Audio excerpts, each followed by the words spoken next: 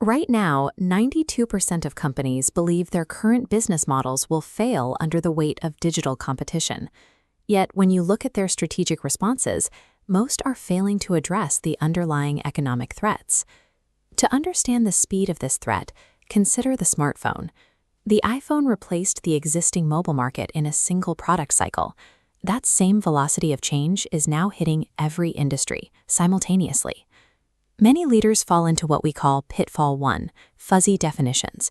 They assume migrating servers to the cloud or upgrading their marketing software constitutes a digital strategy. A true digital strategy requires building the capability to connect people, devices, and physical objects flawlessly and instantly, and using that network to create new business models. If you burn capital strictly on operational IT efficiencies without altering the underlying economic mechanics of your business, you leave your core operation vulnerable to competitors who redefine the math. That leads us to pitfall 2, misunderstanding the economics.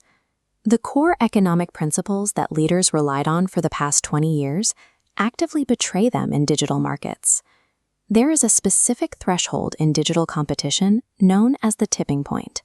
This is the moment when new market realities abruptly shrink traditional value pools.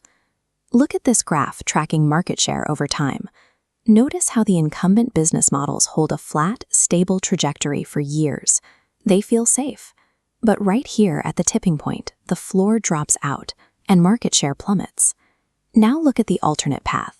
Right as the incumbents collapse, these new digital business models emerge and rise exponentially. Only the bold movers survive to capture the remaining value. Digital markets operate on a steep power curve where winners take almost everything. Because of this mathematical reality, incremental responses are punished. To survive, you have to act decisively, well before the shift is obvious to the rest of the market. In the past, dealing with uncertainty meant taking a wait-and-see approach. It made financial sense to sit back, let your rivals absorb the heavy R&D costs of experimentation, and then out-execute them once the dust settled. In a digital scrum, that patience is fatal.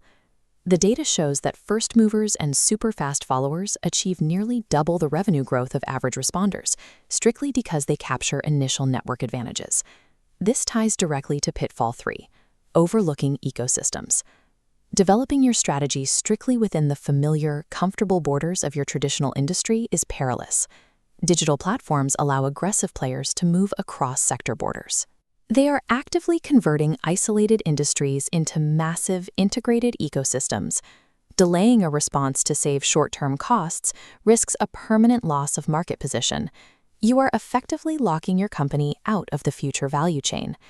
When executives do decide to worry about competitors, they usually fall into pitfall 4, over-indexing on the usual suspects.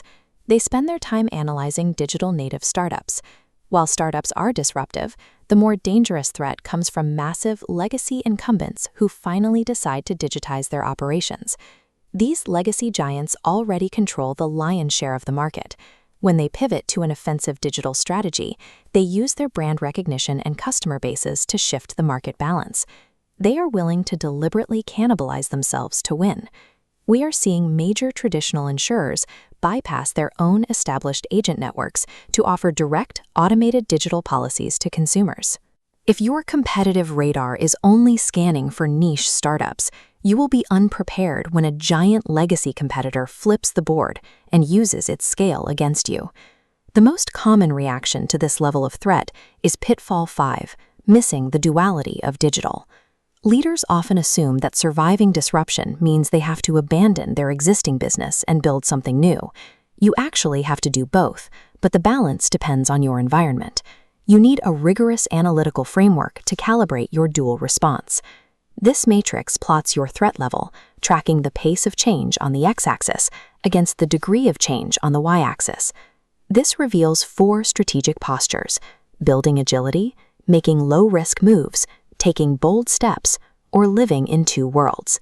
Avoiding this duality because it feels too complex is fatal.